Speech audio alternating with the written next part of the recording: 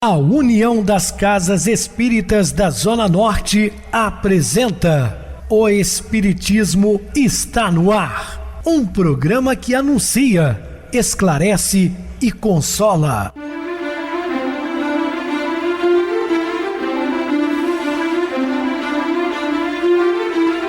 Não se turve vosso coração. Credes em Deus, credes também em mim. Na casa de meu pai há muitas moradas. Se assim não fora, eu vou-los teria dito, pois vou preparar-vos lugar. O Espiritismo está no ar. Sintonize esta frequência. Pare, pense na vida, faça perguntas. Uma ótima noite para você. Hoje é dia 20 de fevereiro de 2024, terça-feira. Muito obrigado pelo carinho, pela sintonia. Rádio Clube FM, sua voz é a nossa voz. Estamos no ar de segunda a sexta-feira, desde 2014, pela emissora. Depois passamos a transmitir o programa via YouTube. O canal é Viver _ Melhor. Se inscreva, deixa seu like, sua opinião é sempre importante para nós. Ou acesse o YouTube, digite O Espiritismo está no ar. Lá encontrarão vários programas, inclusive o do dia. Jovens, participe da nossa oficina Evangelizar com Arte. Então, se você tem até 18 anos, você pode vir para a Casa Maria de Nazaré, que fica na rua Diogo Álvares, número 133. Funciona de 20 às 21 horas, todas as sextas-feiras. Aprenda criando e tenha um espaço para conversar sobre nossa doutrina. Então, é uma oportunidade que os jovens têm a partir de então. Estou convidando-os a participar conosco toda sexta-feira a partir das 20 horas. Evangelizar com Arte. Então venham para cá. Também estamos com o bazar aberto de segunda a quinta, 13h30 às 16 horas. Participem do nosso bazar. Recebo carinhosamente meu querido amigo, o espiritista, trabalhador da Casa Espírita Maria de Nazaré, Adilson Reis. Uma boa noite, seja muito bem-vindo. Uma boa noite a você, Pedrosa, e a todos os ouvintes da Rádio Clube FM. Pessoal, todo mundo ligado no programa O Espiritismo está no ar. Boa noite a todos. Vamos estudar e aprender juntos. Que Jesus nos abençoe. Sim, Adilson, vamos aprender juntos e hoje a cada um de nós. Dúvidas, entre em contato conosco ligando para a Clube FM, que é 0 operadora 32 3211 5697. Quer falar comigo? Utilize a TIM 988012675, o WhatsApp 999387699 e o e-mail espiritismoestadoar@hotmail.com. Interajam conosco, façam perguntas, tirem dúvidas, podem dar sugestões ao programa. Estamos à disposição de todos os ouvintes. Vamos agora para aquele momento muito especial que é o nosso momento de oração. Sintonize esta frequência. O Espiritismo está no ar. Momento de oração. Você é uma centelha divina. Centelha divina significa energia que nasce de Deus e atua em nós, trazendo a vida, a saúde e a paz. Agradeça a Deus essa energia que há em você, essa força amorosa que lhe garante a existência. Veja-a atuando nos outros. Sinta que eles são filhos de Deus como você. Compreenda isto. A centelha divina é a mesma em todos. Essa compreensão lhe aumentará o amor. Assim como você, eles querem ser amados, bem tratados.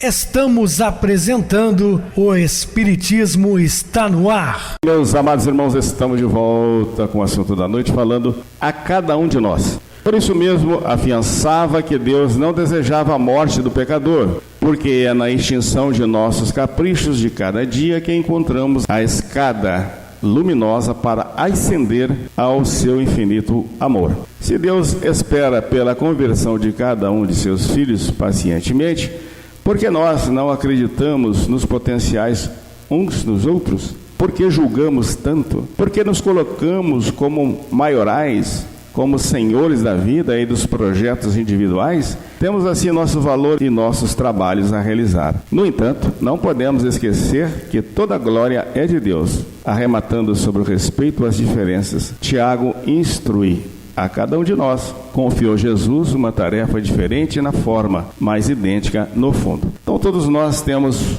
uma missão a cumprir, responsabilidades, e nunca devemos nos colocarmos como maiorais, como criaturas superiores. Somos ainda frágeis, temos muito que aprender. Os caminhos são diferentes, mas o ponto de partida e chegada são sempre os mesmos. Diante disso, o apóstolo Paulo se arrependeu quanto à forma que enxergara o filho do Alfeu. Então, o filho de Alfeu é o Tiago, menor, né? Eles tinham conflitos diretos. Eu já falei em outros programas, enquanto Paulo falava da salvação pela fé, Tiago vem dizendo que a fé sem obra é morta. Então, eles se contradiziam o tempo inteiro. Tiago estava muito próximo do judaísmo, pregava nas sinagogas, enquanto Paulo de Tarso deveria seguir só os princípios do cristianismo. Mas, no final, eles se entenderam. Então, convertido de Damasco, entreviu o filho de Alfeu por um novo prisma. Agora percebia que a vida exige mais compreensão do que conhecimento. Então ele entendeu, Paulo de Tarso, que devia compreendê-lo mais, ainda que não concordasse de fato com as suas ideias. Tiago, contudo, atingiu hoje um nível mais alto de compreensão da vida. Entendeu melhor os teus argumentos. A existência humana é bem uma ascensão das trevas para a luz.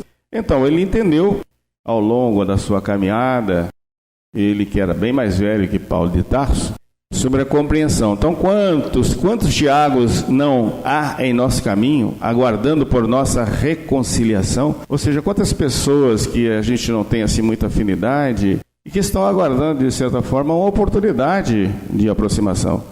Se não há perdão sem movimento, e reconciliar é movimentar o olhar compreensivo e compassivo aos que nos são diferentes na estrada, mas que seguem o mesmo rumo. É que eu sempre digo aqui no programa. Intolerância religiosa dentro do cristianismo é um total absurdo. Ainda que tenhamos pontos um pouco divergentes, mas o caminho e o objetivo a alcançar é o mesmo. Então, se tem algo que nos separa, tem o evangelho que nos une. É comum a todos os cristãos. Então apeguemos aí com essa bandeira do Cristo.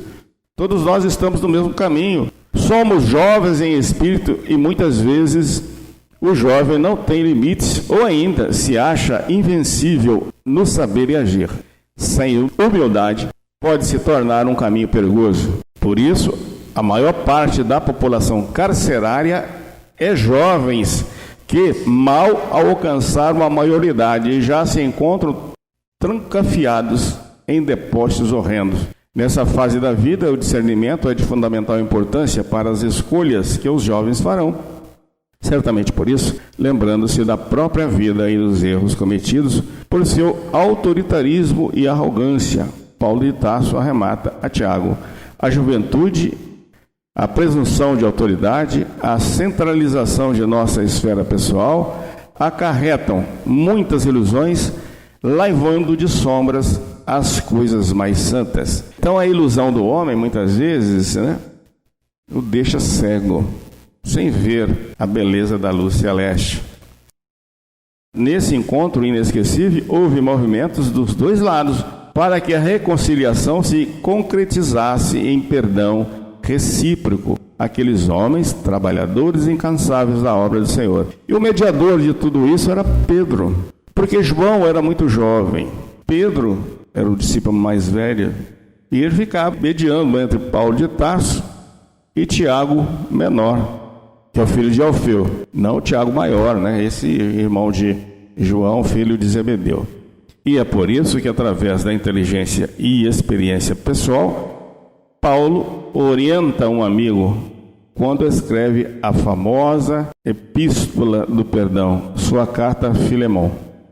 Orientação que transcende tempo e espaço, fazendo-se ressoar nas entranhas daqueles que conseguem extrair o espírito de tais letras.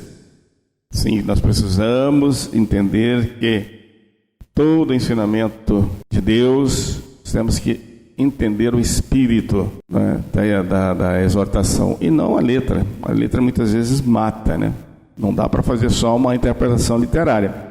Carta pequena com um único capítulo, em verdade, um escrito particular, que provavelmente foi redigida e enviada com a epístola aos Colossenses, igreja que fora fundada na casa do próprio Filemão. com a intenção de proporcionar a dois velhos conhecidos a oportunidade do reajuste. Onésimo e Filemon tiveram suas vidas entrelaçadas, como todo ser humano terá sempre que precisar dos ajustes e reajustes recíprocos. A gente sempre fala aqui também que Deus instruiu o homem através do próprio homem. Dessa forma, por ser pouco conhecida pela cristandade, em especial aos irmãos de ideal espírita, é que dedicamos boa parte para estudo e meditação dessa carta que nos oferta em cada trecho palavras de vida eterna.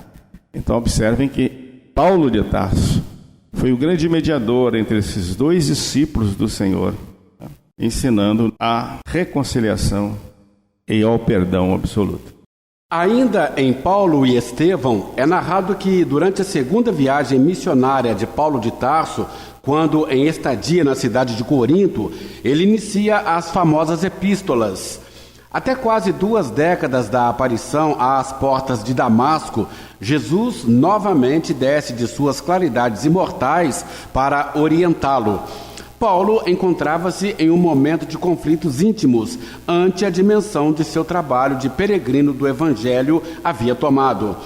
Pois muitas comunidades cristãs haviam sido edificadas nas diversas viagens realizadas por ele, e se tornou impossível a presença do apóstolo em todas elas ao mesmo tempo. E constantemente ele, como referência e orientador dessas igrejas, espalhadas por várias regiões, era chamado para estar presente a fim de orientar os irmãos sobre os diversos problemas a serem resolvidos.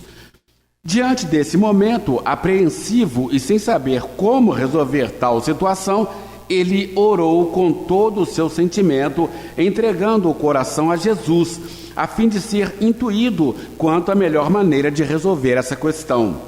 Portanto, Jesus, segundo a obra Paulo e Estevão, orientando-o em relação à assistência às igrejas cristãs, disse-lhe que os conselhos deveriam ser realizados através dos poderes do Espírito. Para tanto, Estevão estaria mais próximo de Paulo, como um médium do Cristo, expressando o pensamento do mestre Nazareno a cada uma das comunidades primitivas que ansiosamente aguardavam as orientações do ex-rabino. Emmanuel ainda afirma que o prisioneiro do Cristo, desde a primeira epístola aos Tessalonicenses, nunca escrevia só. Paulo chamava sempre os amigos dos quais ele tinha maior afeição, pois, no dia em que ele não estivesse bem, os companheiros o ajudariam na interpretação da mensagem. Humildade e compreensão de que, ainda tendo o aval de Jesus, ele havia aprendido que ninguém ascende em espírito sem cooperação. Esse fato é comprovado, por exemplo, no início dessa carta a Filemon, pois ele afirma que Timóteo estava ao seu lado auxiliando na escrita. Mas, de acordo com a teoria de que a mencionada epístola foi escrita juntamente com a missiva aos cristãos de Colossos, observamos Paulo registrar nessa carta aos Colossenses a presença de outros colaboradores naquela reunião mediúnica. Amigos esses descritos na epístola aos Colossenses: Tíquico, Onésimo, Aristarco, João Marcos, Epáfras, Lucas e Demas. Além disso, a carta a Filemon tem saudações ao próprio destinatário e possivelmente seus familiares, sendo Áfia sua esposa e Arquipo seu filho. Ao final das saudações, ele também saúda a igreja que está em sua casa, reforçando a tese de que a comunidade cristã de Colossos iniciou-se e permanecia funcionando na casa de Filemon. Além disso, demonstrando o espírito de cooperação, Paulo fez questão de lembrar-se das pequenas comunidades que circunvizinhavam a igreja de Colossos, tais como Laodiceia, Hierápolis, a cristã Ninfa e um recado especial a Arquipo. Esse costume paulino de não trabalhar sozinho é caracterizado em suas diversas viagens, segundo o Atos dos Apóstolos e Paulo e Estevão, além das cartas que sempre expressam este profundo carinho e espírito de cooperação do nobre tutelado de Estevão. Diante desse início de epístola, também se pode afirmar a relação estreita entre Paulo e Filemon, pois essas igrejas eram fundadas a partir das missões paulinas e certamente em uma delas eles se conheceram. A partir disso foi fundada a igreja de Colossos. Homens do mundo se convertiam e abriam as portas do próprio lar e os seus corações para que outras pessoas conhecessem o Cristo e tornassem servos da obra do Senhor. Não é difícil imaginar o respeito e a veneração dos convertidos de suas missões a Paulo de Tarso. Ao iniciar Paulo e Estevão, Emmanuel afirma que sem Estevão não teríamos Paulo de Tarso. Além disso, ele conceitua a respeito da harmonia universal, tendo por condição a cooperação de uns com os outros. Sem cooperação não poderia existir o amor, e o amor é a força de Deus que equilibra o universo. Além de demonstrar a quem escrevia a carta, Filemon, saudar a família do destinatário, fazer-lhe recordar da igreja constituída em seu lar, compromisso com o Cristo, Paulo demonstrou uma vez mais sua humildade ao escrever as cartas, nunca escrevendo só. Nesta epístola, em especial, ele tinha como colaborador o seu filho espiritual, Timóteo. Falar em colaboração sempre me faz recordar a história de um grande amigo, Senhor Antônio Nazareno. Imaginem um grande servo do Cristo que passa despercebido por muitos por onde anda, característica de sua humildade natural, sem deixar, no entanto, de cooperar. Sim, as grandes almas, muitas vezes, não são reconhecidas no mundo. Um dos primeiros encontros que tive com o Senhor Antônio ocorreu nas vésperas do Natal de 2009, na Casa Espírita em que frequentava, Centro Espírita Cristão Silva Jardim, na cidade de Sete Lagoas, Minas Gerais. Lembrando que este testemunho é de Rafael Lavarini, que é o autor do livro Os Prisioneiros do Cristo. Naquela ocasião, assim como ainda realiza, a instituição estava em festa espiritual, pois ali mais de 1.000 famílias eram beneficiadas com mantimentos, a fim de não passarem a noite de Natal com fome. Diante do empacotamento e distribuição dos alimentos, surge em minha frente a figura daquele senhor moreno, esbelto, que me chamava a atenção com seu bonezinho costumeiro, sorriso farto e sua bengala branca. Com simpatia extrema e simplicidade exalando de seu olhar, que também transmitia vibrações de paz e bom ânimo. Para minha surpresa, sou Antônio, mineiramente falando, já havia perdido quase que a totalidade de sua visão. Além disso, passava por muitas internações e crises por sérios problemas pulmonares. Naquele dia, porém, ele me fez presenciar o quadro vivo descrito no Evangelho de Marcos, capítulo 12, versículo de 41 a 44, onde Jesus demonstrava aos seus discípulos o quanto os homens gostavam de mostrar os bens materiais que ofereciam a Deus, como se estivessem comprando seu lugar no reino dos céus. Ocorre, porém, que adentra ao recinto uma pobre viúva que discretamente deposita no gasofilácio 2 pequenas moedas. Nesse momento, o mestre arremata aos seus discípulos e a todos nós: em verdade vos digo que esta viúva pobre depositou no gasofilácio mais do que o fizeram todos os ofertantes, porque todos eles ofertavam do que lhe sobravam. Ela, porém, da tua pobreza, deu tudo quanto possuía, todo o teu sustento. Marcos, capítulo 12, versículos 43 e 44. Foi então que essa cena evangélica se desenrolou em minha frente, pois aquele homem de gesto simples, que passava quase que despercebido pelos presentes, não fosse seu sorriso e carisma, ofertou sua ajuda ao coordenador dos trabalhos de distribuição de cestas, uma pequena sacola com algum alimento não perecível, que me fez passar grande vergonha, pois dentro da minha arrogância, inversão de valores e falta de conhecimento do Evangelho, eu me encontrava chateado por não ter tido dinheiro naquele ano para cooperar comprando algumas cestas básicas, como gostaria. Talvez nem mesmo o senhor Antônio sabe que eu o observava naquele momento, mas essa é uma característica também da humildade. Fazem as boas obras sem intenção ou preocupação de serem vistos aos olhos dos homens. A partir de então, passei a observar e me aproximar mais do senhor Antônio Nazareno,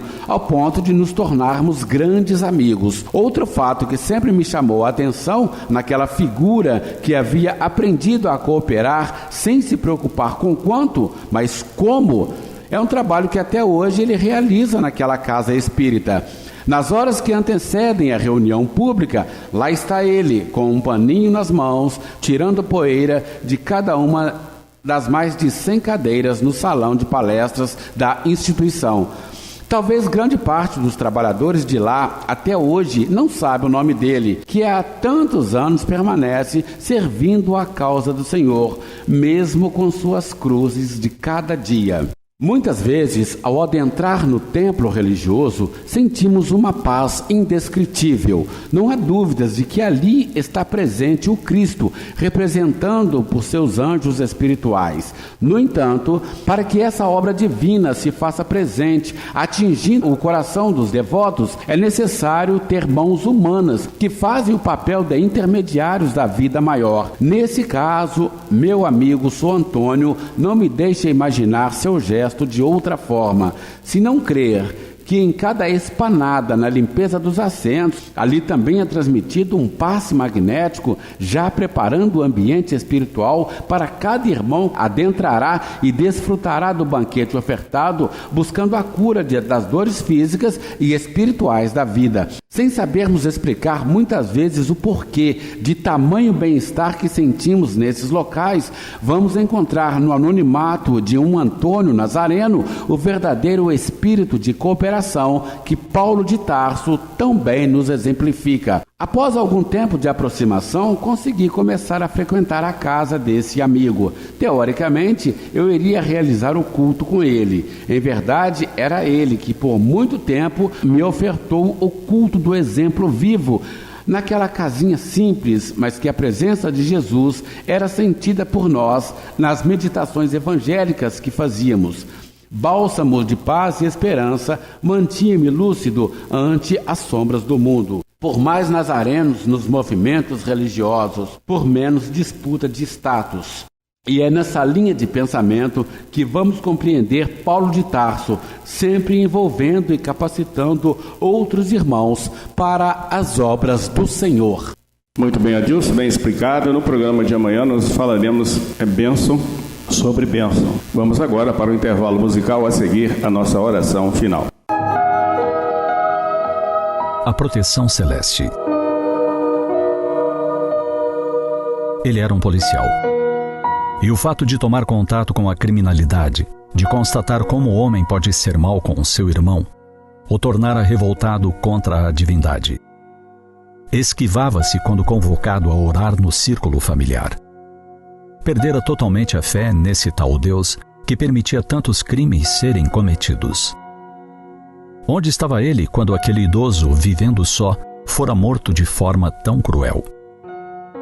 E quanto mais a sua mente mergulhava em investigações, descobrindo o pior do ser humano, mais descrente ficava.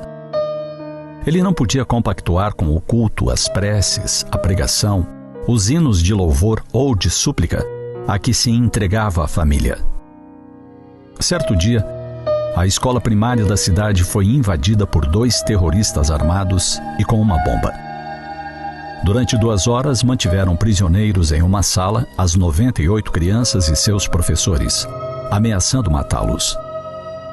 O corpo policial da cidade não estava ali para qualquer ação. Encontrava-se a mais de 2 horas de distância, atendendo uma ocorrência.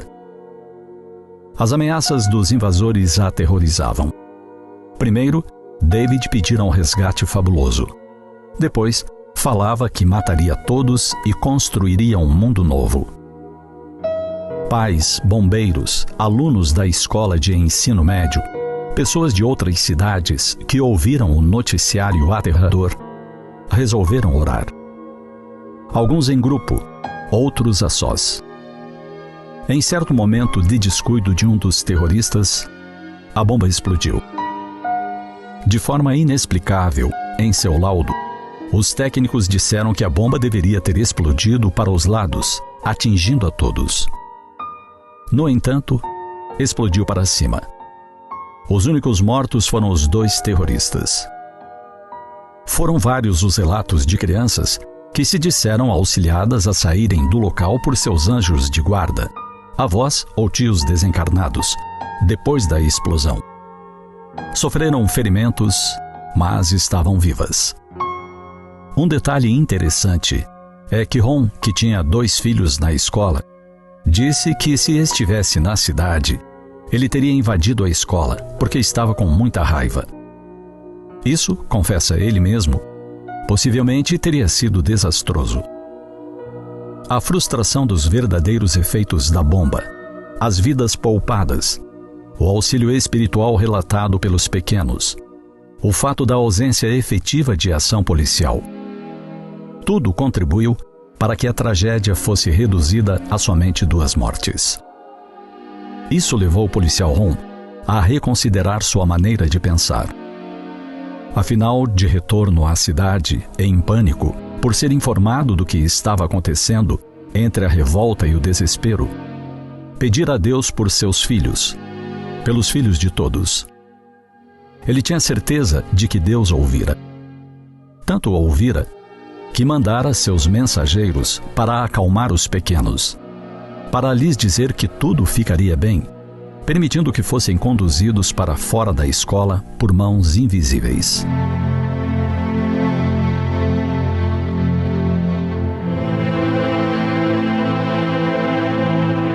Quem pode explicar tudo isso, senão a presença de uma força superior que por todos vela? E Ron voltou a orar, reconhecendo que, mesmo que ele não possa entender por que o mal ainda persiste no mundo, Deus vela por seus filhos. Ele e a comunidade são gratos a esse Pai pela proteção daquele dia.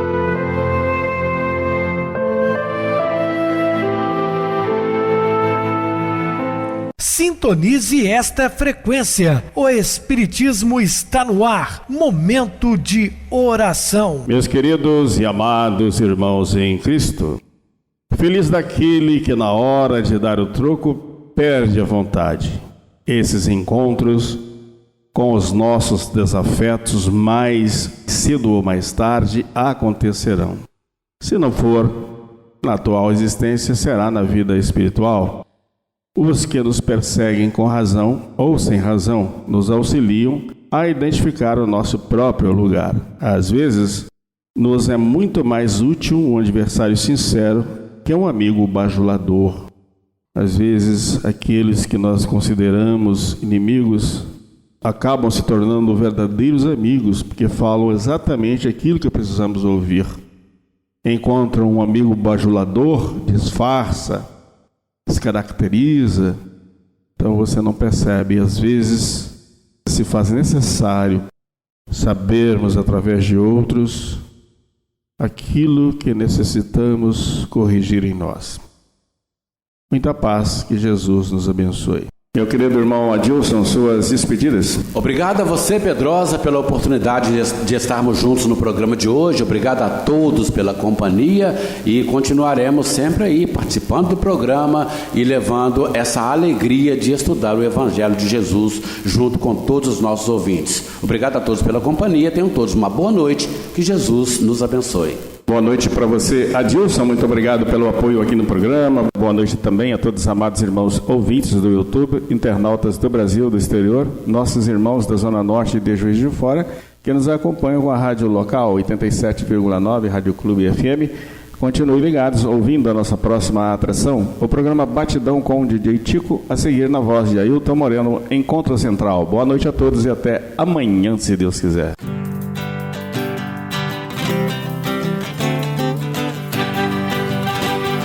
A União das Casas Espíritas da Zona Norte apresentou O Espiritismo Está no Ar, anunciando o Evangelho de Jesus, esclarecendo sua mensagem, consolando corações.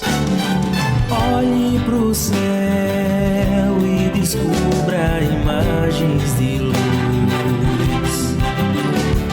Sinta em Jesus o amor todo que Deus te deu. Pense no bem, no melhor em que pode fazer. Seja o que for, também vai receber. De coração, ajude, meu irmão, a caridade é o caminho do amor. Faça ainda que possa sofrer, pois bênçãos de Deus há de ter. Ame, perdoe e viva melhor a natureza, o céu e o mar. Veja o encanto que a vida nos dá, a chance eterna que temos para amar.